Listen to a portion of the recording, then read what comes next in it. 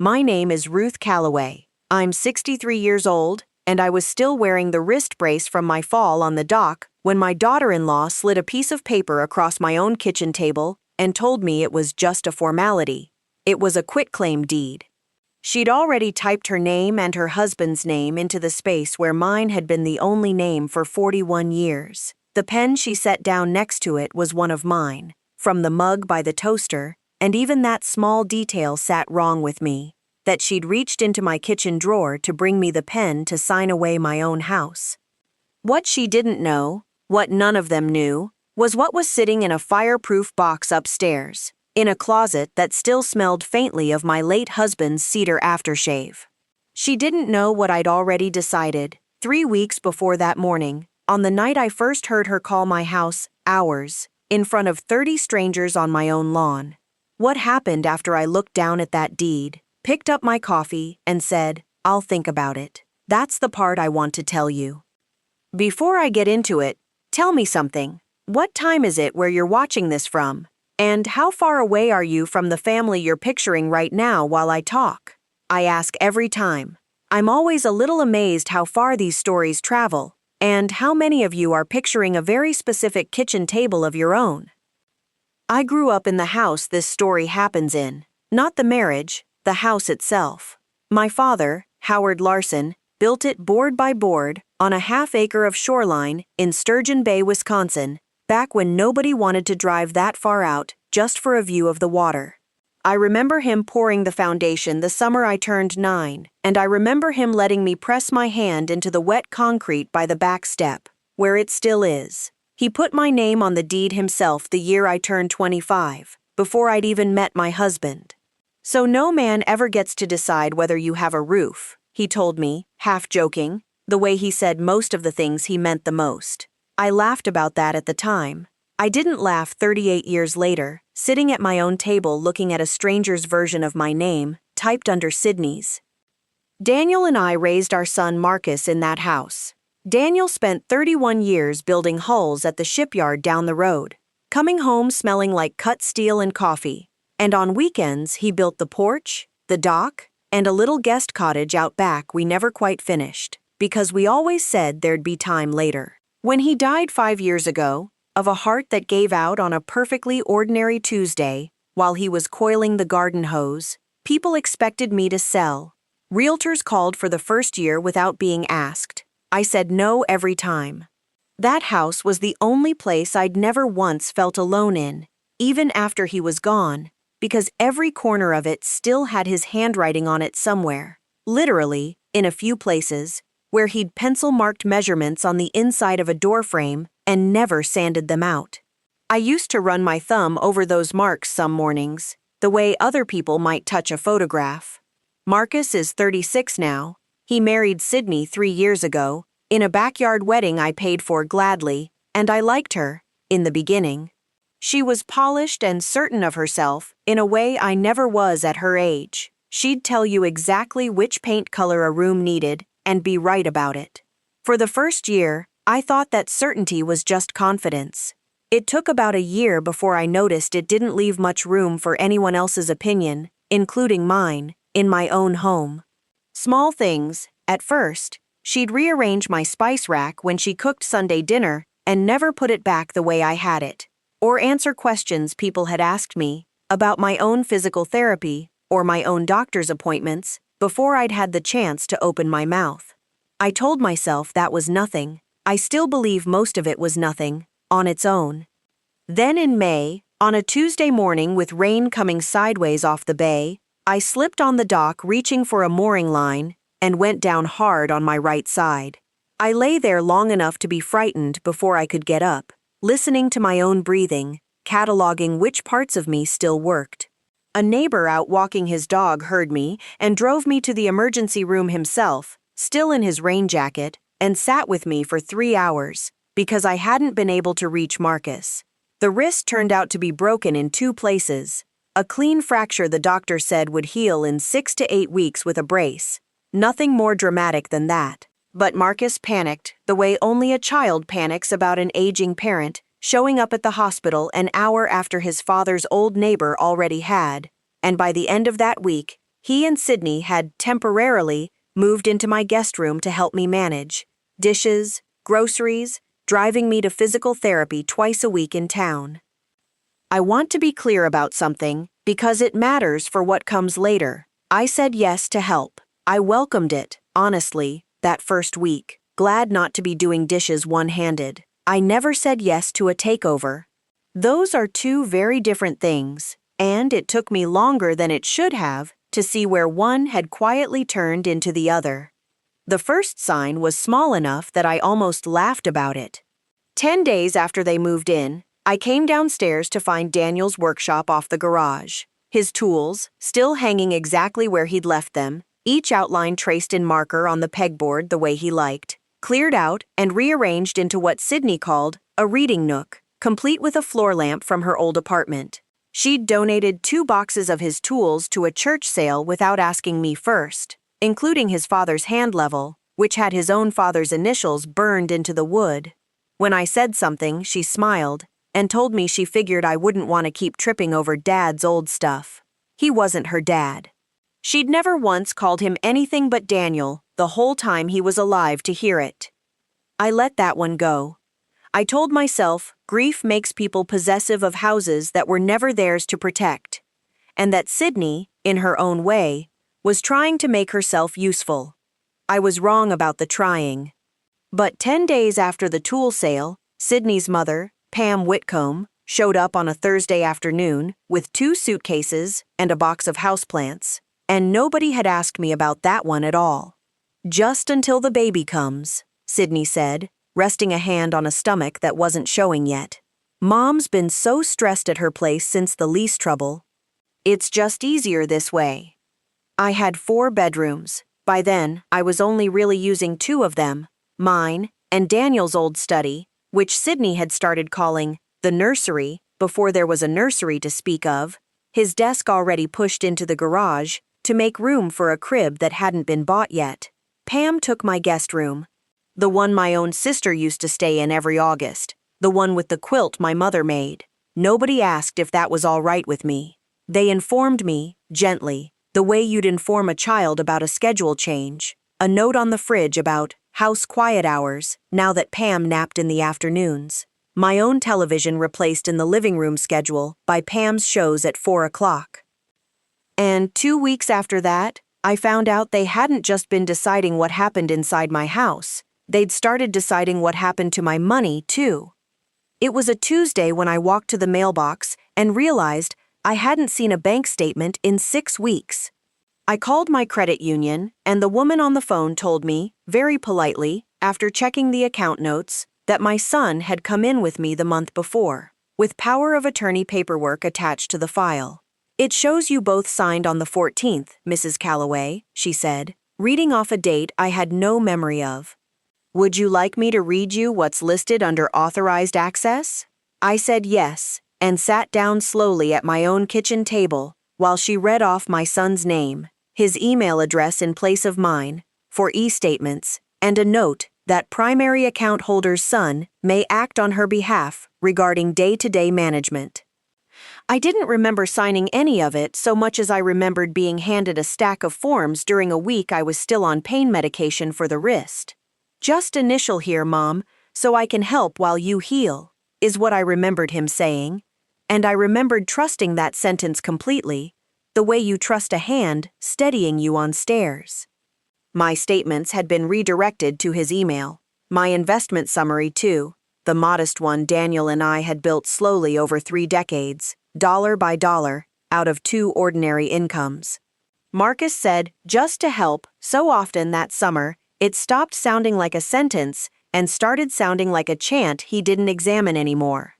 I believe now that the version of me sitting in that kitchen that Tuesday still thought this was clumsy love, not something else. I believed that for 3 more weeks, through the small daily erosions, my chair at the head of the table quietly becoming where Pam sits because of her hip, my grocery list absorbed into Sydney's, my own opinion about paint colors for the nursery asked for, and then overruled in the same breath. One Thursday I came in from the garden to find my evening news replaced on the living room television with Pam's court shows, the remote sitting on the arm of what used to be my chair, and when I asked, gently, if we could compromise on the schedule, Sydney told me Pam really needed the routine right now, for her nerves, as though my nerves, my routine, my chair, hadn't been the ones organizing that room for 38 years. Why believed it right up until the baby shower. Sydney planned the shower for a Saturday in July, at my house, on my own lawn, under a rented tent that blocked the same water view Daniel and I spent a lifetime earning.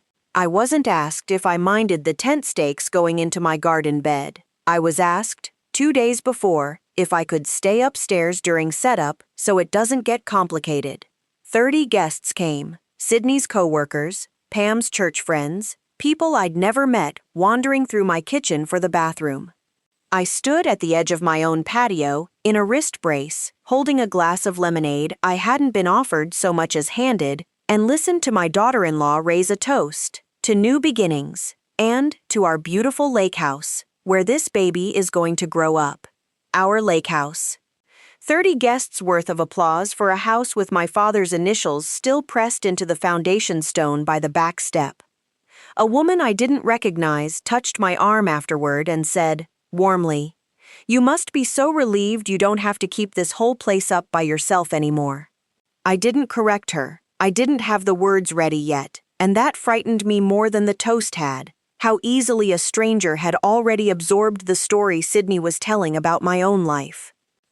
That night, after everyone left and the rented tent still sagged on my lawn, Sydney found me on the porch and told me she'd already booked a tour for Monday of a wonderful senior community 40 minutes inland, and put down a $2,400 deposit to hold a unit, using money from the account she now had access to. "We just think realistically, at your age, alone in a place this size, it's not practical," she said, standing where Daniel used to stand when he watched the sunset. "It's time you let us make it official." When I didn't answer right away, she added the line I'd replay in my head for the rest of that summer. "It's not like you're using all of it, Ruth." That was the moment the actual deed came out. Not that night, but 2 mornings later, when she set it on my kitchen table before I'd even finished my coffee and called it just a formality. I looked at her for a long moment, at my own pen sitting there waiting for my own signature on a document that would have made me a guest in my father's house. Then I said the only word I had left in me, no. She blinked like I'd spoken a foreign language. Nobody had told her no in a very long time, and it clearly hadn't occurred to her that I still could. I want you to remember that word, because 3 weeks later, it was the last one she expected to hear from me, and by then, I'd already made 4 phone calls she didn't know anything about. I didn't argue that morning, and I didn't sign anything.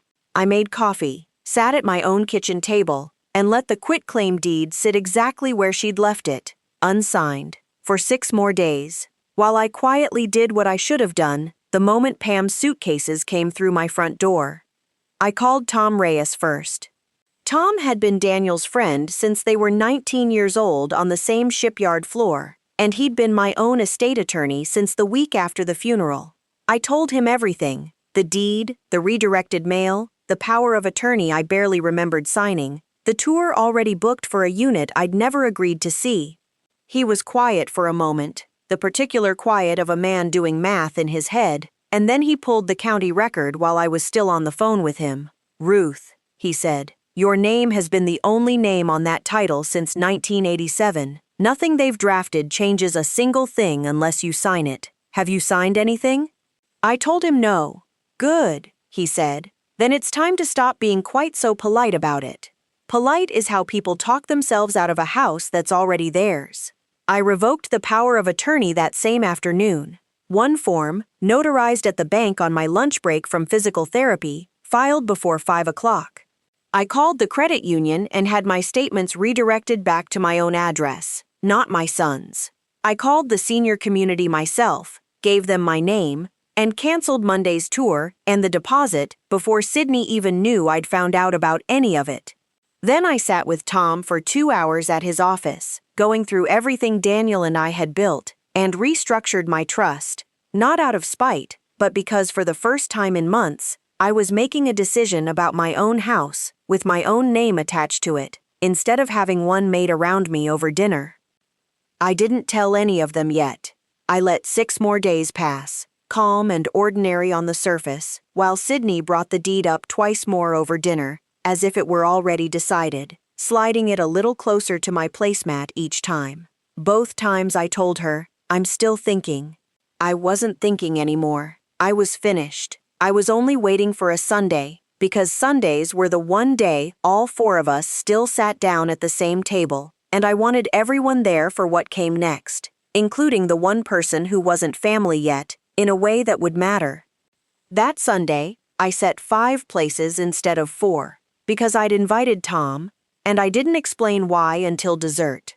I put the original 1987 deed on the table, next to the quitclaim Sydney had drafted, still unsigned, and next to that, the canceled tour confirmation and the deposit refund. Marcus went pale before I'd said a single word. He's always read a room faster than he lets on, even as a boy. Sydney reached for the quitclaim as if she could still make it disappear before Tom saw it, before her own mother saw it. She was still trying to manage a room she no longer controlled. This house has one name on it, I said, and my voice came out steadier than I expected. It's had one name on it since before your mother was born, Sydney. It's going to keep having one name on it, and in 60 days, I'm going to need my guest room back. All of it. Sydney's voice went sharper than I'd ever heard it. You'd really put a pregnant woman out on the street? After everything we've done for you? I let that question sit in the air a moment, because we both knew exactly what everything you've done for me had actually cost. My husband's tools, my mail, my view, my chair at my own table, my say in my own home. You're not going to the street, I told her, keeping my voice even. You're going to your own home, with your own name on it, the way I have mine on this one. Pam, who had been quiet through all of it, twisting her napkin in her lap, finally set down her fork. Sydney, she said quietly, not looking at her daughter, I told you not to push the deed. I told you this wasn't going to end the way you thought. It was the first time I understood Pam had known the whole time, and hadn't wanted any of this either. She'd simply been standing in the same current as the rest of us, letting it carry her along, because it was easier than swimming against her own daughter. Tom spoke for the first time since dessert, quietly, the way he'd always talked even back when he and Daniel were young men arguing over blueprints. Ruth called me because she wanted this handled cleanly, not because she wanted a fight, he said, looking mostly at Marcus. There's still a way for this family to come out the other side of it. But that's going to depend on what happens in the next 60 days, not on what anyone says at this table tonight. Marcus didn't defend his wife. He looked at the deed, then at the canceled tour paperwork, then at me, and said the only fully honest thing he'd said in 6 weeks. I didn't know it went this far, Mom. I signed things I should have read. I should have asked you before any of it. I told him that was true, and that it mattered to me that he'd said it, but that it also wasn't enough yet, not on its own, not after a summer of just to help. There was no shouting after that, not really. Sydney left the table first, chair scraping hard against the floor, and I heard the guest room door, my guest room door, close hard enough to rattle the window in its frame. Pam apologized to me twice before she went upstairs to help pack. Marcus stayed at the table a long time after everyone else had gone, turning his water glass in a slow circle, saying nothing, which told me more than any apology could have. They moved out 11 days later, into a rental 8 minutes from the shipyard. I helped Marcus load the truck myself, wrist brace and all, carrying what I could one-handed. I didn't help Sydney with anything, and she never once asked me to. Pam hugged me at the end of the driveway and said she was sorry, for real this time, and I believed her more than I had the first 2 times. Here's what I know now, that I didn't know the morning that deed landed on my table. Your home is not a waiting room for people who are only kind to you while they need something from you. Your kindness is not a down payment on your compliance. Saying yes to help does not have to become someone else's yes to everything you own. Your age is not a vote other people get to cast on how you live. You are allowed to let people love you without letting them relocate you inside your own life, one small permission at a time, until you're the guest. Marcus comes by on Wednesdays now, alone, and we sit on the porch his father built and don't always talk about what happened that summer. A couple of months ago, he asked if he could refinish the dock railing where I fell, and I said yes, and he did, carefully, sanding it down himself the way Daniel used to do things, not paying anyone to rush it. Last Wednesday, he brought his father's hand level, the one with the burned-in initials. He'd tracked it down at the church sale through the receipt Sydney still had, and bought it back without telling me, until it was already in his truck. We didn't make a thing of it. He just set it on the porch rail, and we kept talking. We're rebuilding something smaller and steadier than what we had before, and I think that's honest, given everything. Sydney and I haven't spoken since the day she left. I don't know if we will. I've made my peace with either answer, because peace doesn't require her permission. Pam still sends a Christmas card every year. I send one back. I still make coffee every morning in the kitchen where all of this happened, at the table where that deed sat unsigned for 6 days while I quietly stopped being polite. Some evenings I sit out on the dock, wrist fully healed now, no brace, and watch the water the way my father used to, and for the first time in a long while, I fall asleep without bracing for what the morning is going to ask of me. So tell me honestly, if your own child moved into your home to help and slowly started deciding what was theirs, would you have said no as early as I should have? Or would you have waited, the way I did, hoping the kindness would eventually be returned instead of spent?